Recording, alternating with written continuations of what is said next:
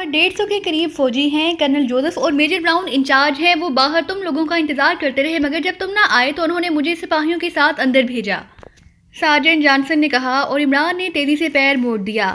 اس کے ساتھ ہی sergeant Johnson کی آنکھیں ایک جھٹکے میں بے نور ہو گئیں۔ وہ ختم ہو چکا تھا۔ تنویر اس دوران میک اپ باکس لے آیا تھا اور عمران نے تیزی سے اپنے چہرے پر سارجنٹ جانسن کا میک اپ کرنا شروع کر دیا، جبکہ تنویر اور صفدر بھی اس دوران صدیقی اور نعمانی کے پاس چلے گئے تھے۔ عمران کے ہاتھ بجلی سے بھی زیادہ تیزی سے چل رہے تھے اور پھر اسے دور سے مشین گن چلنے کی آوازیں سنائی دیں اور اس کے ہونٹ بے اختیار بھینچ دیے گئے۔ وہ لوگ اس وقت قطعی طور پر بری طرح پھنس چکے تھے، لیکن ظاہر ہے کچھ نہ کچھ تو کرنا ہی تھا۔ میک اپ کرنے کے بعد عمران تیزی سے دوڑتا ہوا اپنے ساتھیوں کی طرف بڑھا۔ وہاں ہال کمرے میں 3 اور فوجیوں کی گولیوں سے چھلنی لاشیں پڑی ہوئی تھیں۔ تم سب اپنے بیگوں سے ڈائنامائٹ سٹکس اور 01 بم نکال کر پوری لیبارٹری میں مختلف جگہوں پر فٹ کر دو۔ میں اس دوران مشین ہال میں رہوں گا۔ چند مشینوں کو مکمل طور پر آف کرنا ہے تاکہ وائرلیس چارجر سے ہم ڈائنامائٹ اور 0 بم فائر کریں تو یہ مشینیں رکاوٹ نہ بن سکیں۔ اور اس لیبارٹری کا اصل راستہ بھی کھولنا ہے، کیونکہ اب واپس اس تنگ راستے سے جانا خودکشی کرنے کے برابر ہے۔ عمران نے ہدایات دیتے ہوئے کہا، اور باقی ساتھیوں سے علیحدہ ہو کر وہ مشین ہال میں پہنچ گیا۔ مشین ہال میں مختلف ٹائپ کی جدید مشینری موجود تھی۔ عمران ان مشینوں پر کام کرتا رہا اور تھوڑی دیر بعد اس کے سارے ساتھی بھی ایک ایک کر کے واپس پہنچ گئے۔ وہ عمران کی ہدایات کے مطابق ڈائنامائٹ سٹکس اور 01 بم پوری لیبارٹری میں فٹ کر آئے تھے۔ اسلحہ وغیرہ جیبوں میں بھر لیا ہے نا؟ ہو سکتا ہے وہاں ہمیں کھلی جنگ لڑنی پڑے، عمران نے کہا، اور سب ساتھیوں نے اسبات میں سر ہلا دیے۔ عمران نے راستہ کھولنے والا بٹن دبایا تو گڑگڑاہٹ کی تیز آواز انہیں باہر سے سنائی دی اور عمران مشین روم کے دروازے کی طرف دوڑ پڑا۔ باقی ساتھیوں نے بظاہر اس کی پیروی کرنی تھی۔ یہ سارجنٹ جانسن اور فوجیوں کو گئے ہوئے کافی دیر ہو چکی ہے، اب تک تو انہیں واپس آ جانا چاہیے تھا۔ کرنل جوزف نے ہونٹ چباتے ہوئے کہا، سر میں نے تو پہلے ہی کہا تھا کہ انہیں نہ بھیجیں، یہ لوگ انتہائی خطرناک ایجنٹ ہیں۔ ہو سکتا ہے سارجنٹ جانسن اور اس کے ساتھ ان کے ہتھے چڑھ گئے ہوں، میجر براؤن نے ہونٹ بھینچتے ہوئے کہا۔ ان کی واپسی کا میں مزید انتظار نہ کر سکتا تھا۔ کوئی بات نہیں، اگر سارجنٹ جانسن مر بھی گیا تو وہ بچ کر بہرحال نہ جا سکیں گے۔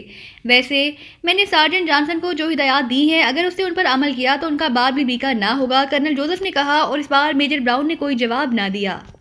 مزید چند لمحے انتظار کرنے کے بعد کرنل جوزف نے سارجنٹ جانسن کے گروپ کے مزید 3 سپاہیوں کو بلایا اور انہیں سارجنٹ جانسن کے پیچھے جانے کے احکامات دینے شروع کر دیے۔ میجر براؤن خاموش کھڑا رہا۔ ظاہر ہے کرنل جوزف انچارج تھا، اس لیے وہ اسے اس کے ارادوں سے روک نہ سکتا تھا۔ تینوں سپاہی غار کے اندر چلے گئے اور کرنل جوزف نے ہاتھ میں بندھی ہوئی گاڑی دیکھی اور پھر میجر براؤن سے مخاطب ہو گیا، میں نے انہیں اس لیے بھیجا ہے تاکہ یہ صورتحال معلوم کر کے آئیں۔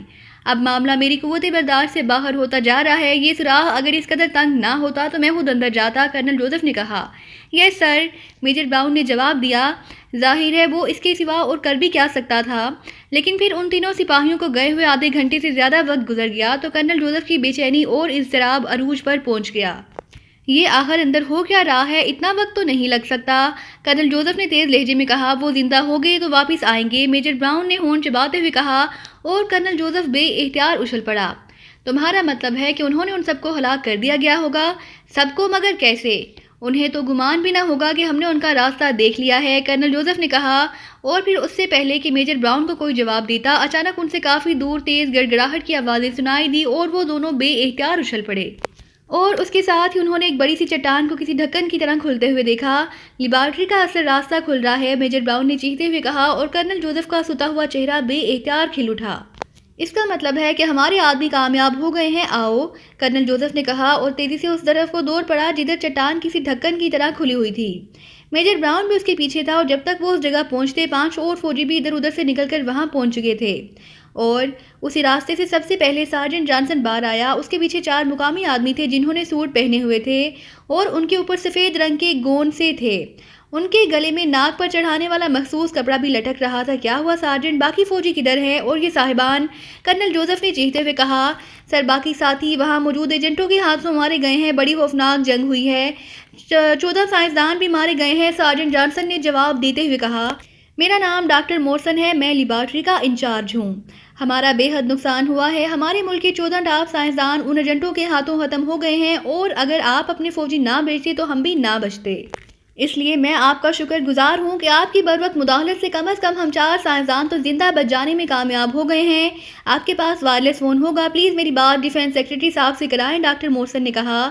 سارجنٹ، تم پہلے ہمیں تفصیل بتاؤ کہ جب تم اندر گئے تو کیا ہوا اور اب تک کیا ہوتا رہا ہے۔ میجر براؤن نے کرنل جوزف کے بولنے سے پہلے ہی سارجنٹ جانسن سے بات کرتے ہوئے کہا، جناب، ہم اسی تنگ راستے سے اندر پہنچے اور یہ ایجنٹ سائنسدانوں کے ساتھ ایک کمرے میں تھے۔ ہم نے ان پر فائر کھولا تو دوسرے کمرے سے بھی ہم پر فائر کھولا گیا۔ کچھ ایجنٹ دوسرے کمرے میں بھی تھے۔ میرے 2 ساتھی ہلاک ہو گئے، کچھ سائنسدان بھی مارے گئے۔ پھر ہمارے درمیان مسلسل فائرنگ ہوتی رہی اور ہم باقاعدہ مورچہ بند تھے کہ 3 اور ساتھی بھی آ گئے۔ اس سے ہماری طاقت بڑھ گئی، چنانچہ ہم نے جارحانہ انداز اپنایا، لیکن وہ لوگ بھی انتہائی تربیت یافتہ تھے، اس لیے ہم بڑی مشکل سے انہیں ہلاک کرنے میں کامیاب ہوتے اور فوجیوں میں سے صرف میں زندہ بچ سکا۔ ڈاکٹر مورسن اپنے ساتھیوں کے ساتھ کمرے کے فرنیچر کے پیچھے چھپ گئے تھے، اس لیے یہ بھی زندہ بچ گئے۔ پھر ڈاکٹر صاحب نے لیبارٹری کا راستہ کھولا اور ہم باہر آ گئے۔ سارجنٹ جانسن نے کہا، آپ سب لوگ اپنے ہاتھ سروں پر رکھ لیں فوراً۔ میجر براؤن نے اچانک چیختے ہوئے کہا اور اس کے ساتھ ہی وہاں موجود تمام فوجیوں نے یکلخت ہاتھ میں پکڑی ہوئی گنیں سیدھی کر لیں۔ ہم تو سائنسدان ہیں، ڈاکٹر مورسن نے حیرت بھرے لہجے میں کہا، جو میں کہہ رہا ہوں ویسے ہی کرو ورنہ میں فائر کھول دوں گا۔ ہم پہلے تمہیں اچھی طرح چیک کریں گے، میجر براؤن نے چیختے ہوئے کہا، جبکہ کرنل جوزف خاموش کھڑا رہا۔ اس نے میجر براؤن کے احکامات میں کوئی مداخلت نہ کی تھی۔ شاید اس عجیب و غریب سچویشن نے اس کے ذہن کو سن کر دیا تھا اور سائنسدانوں نے بے اختیار اپنے ہاتھ اٹھا کر سروں پر رکھ لیے۔ سارجنٹ جانسن، تم بھی اپنے ہاتھ سر پر رکھ لو، تمہاری چیکنگ بھی ضروری ہے، میجر براؤن نے چیختے ہوئے کہا۔ اس کی کیا ضرورت پڑ گئی ہے، یہ تو سارجنٹ جانسن ہے۔ اس بار کرنل جوزف نے حیرت بھرے لہجے میں کہا، سر، عجیب و غریب حالات سامنے آئے ہیں اور وہ ایجنٹ انتہائی خطرناک بتائے گئے ہیں، اس لیے چیکنگ بھی ضروری ہے، میجر براؤن نے کہا، اور کرنل جوزف نے کندھے اچکاتے ہوئے اس طرح سر کو جھٹکا دیا جیسے کہہ رہا ہو، جو ٹھیک ہے، جو مرضی آئے کرو۔ آپ ہمارے ساتھ زیادتی کر رہے ہیں، آپ ہماری بے عزتی کر رہے ہیں، ڈاکٹر مورسن نے اسی لیے لہجے میں کہا۔ تم لوگ آگے بڑھو اور سارجنٹ سمیت ان چاروں کی مکمل تلاشی لو۔ میجر براؤن نے ڈاکٹر مورسن کی بات کا جواب دینے کی بجائے سائنسدانوں کے عقب میں کھڑے فوجیوں سے کہا اور فوجی مشین گنیں کندھوں سے لٹکا کر تیزی سے سائنسدانوں کی طرف بڑھنے لگے۔ 1 منٹ، اچانک سارجنٹ جانسن نے تیز لہجے میں کہا، اور دوسرے لمحے جس طرح بجلی چمکتی ہے اسی طرح اس نے جھپٹا مار کر پاس ہی موجود میجر براؤن کے ہاتھ سے مشین گن جھپٹ لی۔ اس نے یہ حرکت اس قدر اچانک اور تیزی سے کی تھی کہ ایک لمحے کے لیے کسی کو سمجھ نہ آ سکی، اور پھر یکلخت مشین گن کی تڑتڑاہٹ کے ساتھ ہی کرنل جوزف اور میجر براؤن دونوں چیختے ہوئے نیچے گرے، اور اسی لمحے چاروں سائنسدان یکلخت گھومے اور پلک جھپکنے میں وہ 500 فوجی جو سارجنٹ اور ان کی تلاشی لینے کے لیے مشین گنیں کاندھوں سے لٹکائے حال ہی کھڑے تھے، چیختے ہوئے اچھل کر پشت کے بل نیچے جا گرے۔ انہوں نے گھوم کر انہیں زور سے دھکیل دیا تھا۔ اسی لمحے سارجنٹ جانسن کی مشین گن گھومی اور چیخ کر نیچے گرتے ہوئے 500 فوجی گولیوں کی زد میں آ گئے۔ اسی لمحے دور سے چیخنے کی آوازیں سنائی دینے لگی، بھاگو، سارجنٹ جانسن نے چیختے ہوئے کہا، اور دوسرے لمحے چاروں سائنسدان اور سارجنٹ جانسن تیزی سے ایک سائڈ پر دوڑنے لگے، لیکن جیسے ہی وہ تھوڑا سا آگے بڑھے، اچانک تینوں اطراف سے ان پر مشین گنوں کی فائرنگ شروع ہو گئی۔ پھر مشین گنوں کی فائرنگ بموں کے دھماکوں اور انسانی چیخوں سے گونج اٹھی۔ عمران نے، جو سارجنٹ جانسن کے روپ میں تھا، ایک لمبا غوطہ لگایا اور دوسرے لمحے وہ بجلی کی سی تیزی سے ایک چھجے کی طرح آگے کی طرف جھکی ہوئی چٹان کے نیچے ہو گیا، مگر دوسرے لمحے اسے بے اختیار پیچھے مڑنا پڑا کیونکہ اسے عقب میں اپنے ساتھیوں کی چیخیں سنائی دی تھیں۔ عمران نے پلٹتے ہی صفدر کے علاوہ تنویر، صدیقی اور نعمانی تینوں کو گولیاں کھا کر نیچے گرتے ہوئے دیکھا۔ اسی لمحے صفدر نے، جو ڈاکٹر مورسن کے روپ میں تھا، گھوم کر چٹانوں پر بم پھینکنے شروع کر دیے اور بموں کے خوفناک دھماکوں کے ساتھ ایک بار پھر انسانی چیخوں سے فضا گونج اٹھی۔ عمران نے بھی تیزی سے آگے بڑھ کر مشین گن کو قوس کی صورت میں گھماتے ہوئے فائر کھول دیا۔ اس کے ساتھ ہی صفدر، جو ایک اور اوٹ میں تھا، بجلی کی سی تیزی سے اپنے ساتھیوں کی طرف لپکا اور اس نے صدیقی کو اٹھا کر کاندھے پر ڈالا اور دوڑتا ہوا عمران کی طرف بڑھنے لگا، جبکہ تنویر اس دوران زمین پر گھسیٹتا ہوا آگے بڑھا چلا آ رہا تھا۔ اس کی ٹانگوں پر گولیاں لگی تھیں۔ عمران انتہائی برق رفتاری سے مسلسل فائر کیے چلا جا رہا تھا، اس لیے اس جگہ جہاں اس کے ساتھی موجود تھے فائرنگ نہ ہو رہی تھی۔ صفدر نے ساتھی صدیقی کو اوٹ میں رکھا اور ایک بار پھر وہ نعمانی کی طرف دوڑ پڑا۔ اسی لمحے عمران کی مشین گن سے بھی ٹرچ کی آواز سنائی دی، اور پھر جیسے ہی ٹرچ کی آواز نکلی، اچانک ایک چٹان کے پیچھے سے ایک بڑا سا بم اڑتا ہوا ٹھیک اس جگہ آیا جہاں صفدر نعمانی کو اٹھائے دوڑ رہا تھا۔ بم نعمانی کے بش پر لگا اور اچھل کر دوسری طرف گہرائی میں جا گرا۔ اسی لمحے صفدر نے نعمانی سمیت چھلانگ لگائی۔ عمران نے یکلخت جھپٹ کر صفدر کو دونوں ہاتھوں میں سنبھالا اور پھر وہ تینوں ہی بوٹ پوٹ ہو کر اس اوٹ کے اندر گرتے چلے گئے۔ اس کے ساتھ ہی بم انتہائی خوفناک دھماکے سے پھٹا۔ یہ دھماکہ اس قدر خوفناک تھا کہ انہیں یوں لگا جس پہاڑی پر وہ موجود ہے وہ ساری پہاڑی ریزہ ریزہ ہو کر فضا میں بکھر گئی ہو۔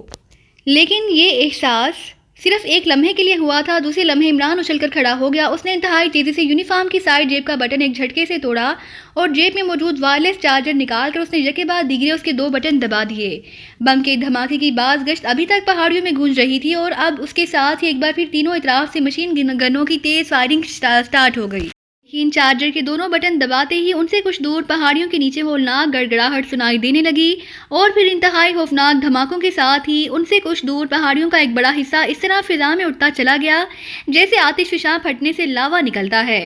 इमरान तेजी से ओट के और नीचे अपने साथियों के साथ जमीन पर औंधे मुंह लेट गया। खौफनाक धमाकों और चट्टानों के टूटने की आवाज़ों से वहां इस कदर शोर था कि जैसे इस इलाके पर अचानक कयामत टूट पड़ी हो। इमरान और उसके साथी जहां मौजूद थे वहां चट्टानें इस तरह लर्ज रही थी जैसे वो इंतहाई खौफनाक जलजले की जद में आ गई हों।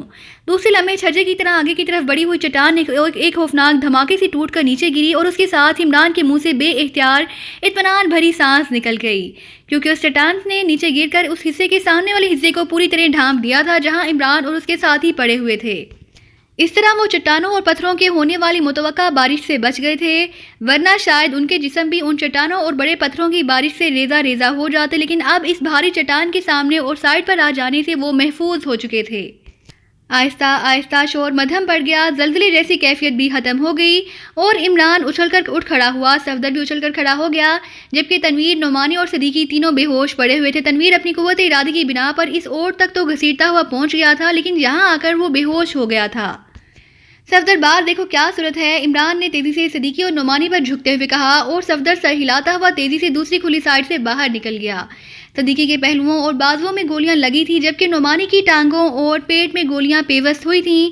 तनवीर की सिर्फ टांगें जख्मी थी, लेकिन सबके जख्मों से मुसलसल खून बह रहा था और उनकी हालत खासी खराब भी थी और खराब होती चली जा रही थी। इमरान ने तेजी से तनवीर, सदीकी और नोमानी के जिस्मों पर मौजूद गोंद फाड़ कर उतारे और फिर ऊपर उसने उन्हें पट्टियों की सूरत में फाड़ कर और जख्म पर उन पट्टियों के गोले बनाकर रखकर सख्ती से ऊपर पट्टी बांधनी शुरू कर दी।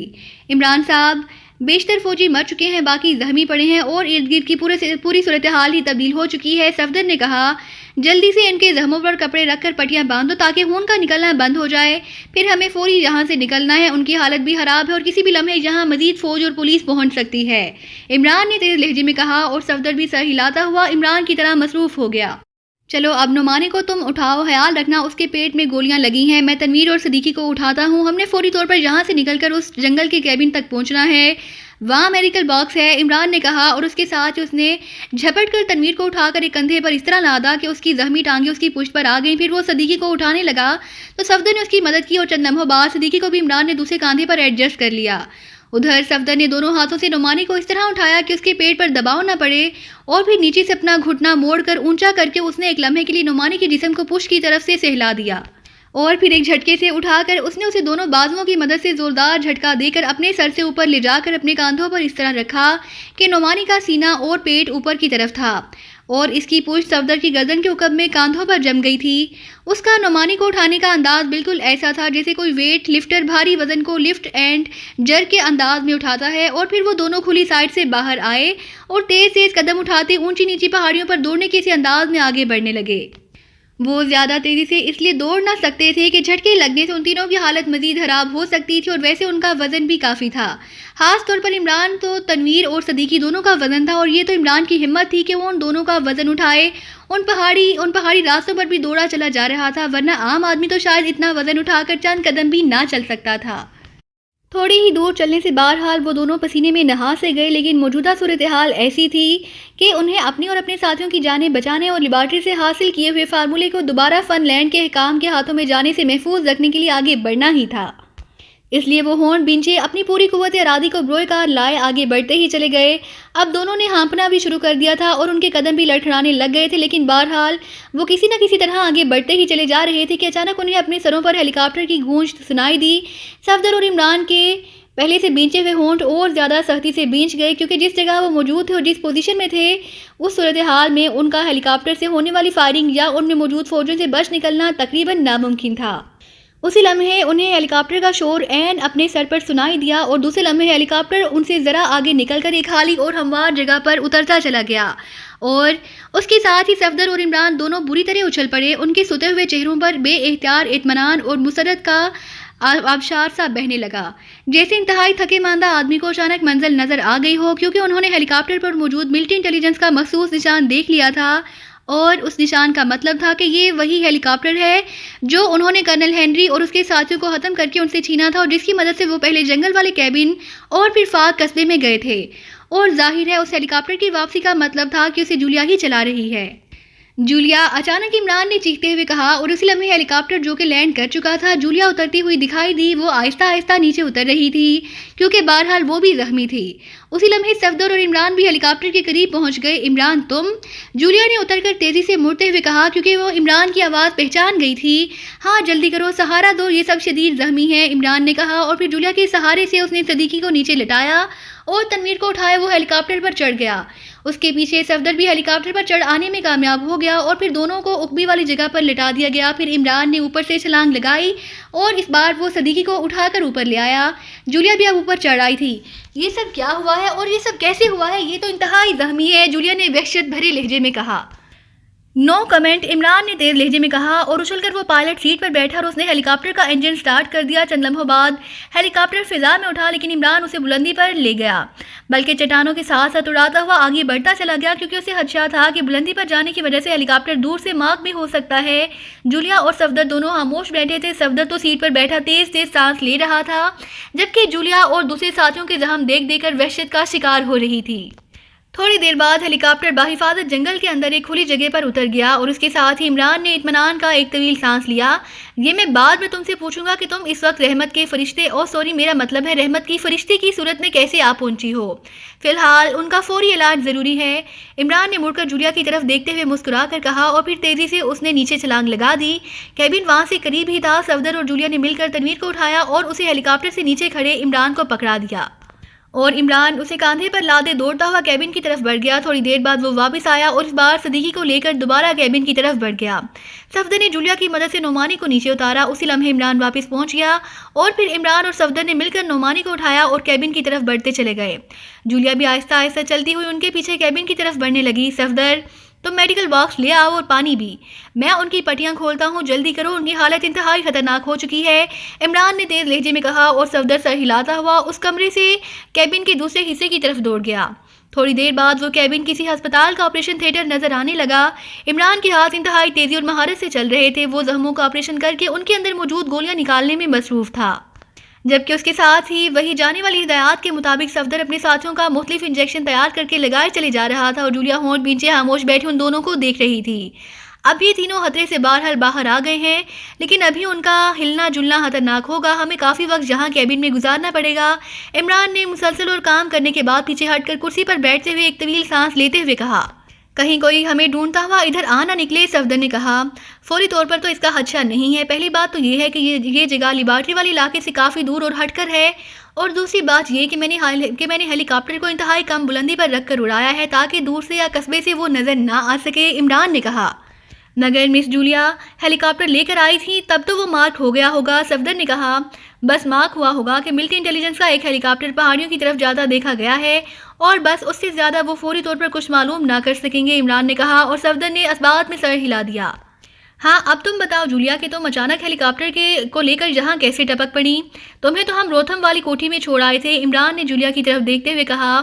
تم تو مجھے واقعی کوٹھی میں چھوڑ آئے تھے، لیکن میرے لیے وہاں اکیلے اور بے بسی کی حالت میں پڑے رہنا ناممکن تھا، اس لیے تمہارے جانے کے بعد میں نے سوچا کہ میں اگر یہاں رہنے کی بجائے اس کیبن میں رہوں تو زیادہ بہتر ہے، اس طرح کم از کم میں تم لوگوں کے قریب تو ہو سکتی ہوں۔ چنانچہ میں کوٹھی سے نکلی اور پھر ایک ٹیکسی لے کر میں اس جگہ پہنچ گئی جہاں تم نے ایک ویران فارم کے اندر اس ہیلی کاپٹر کو اتارا تھا۔ ٹیکسی میں نے کافی فاصلے پر ایک کالونی میں لے جا کر چھوڑ دی، اور ٹیکسی کے جانے کے بعد میں پیدل چلتی ہوئی اس فارم تک پہنچی۔ ہیلی کاپٹر وہاں موجود تھا اور درست حالت میں تھا، چنانچہ میں اس ہیلی کاپٹر پر بیٹھی اور یہاں کیبن میں پہنچ گئی۔ پھر مجھے دور سے خوفناک دھماکوں کی آوازیں سنائی دی تو میں سمجھ گئی کہ تم نے یقیناً وہ لیبارٹری اڑا دی ہوگی، اور چونکہ مجھے معلوم تھا کہ وہاں پہاڑیوں میں فوج موجود ہے، اس لیے میں نے سوچا کہ ہو سکتا ہے تمہیں مدد کی ضرورت پڑے۔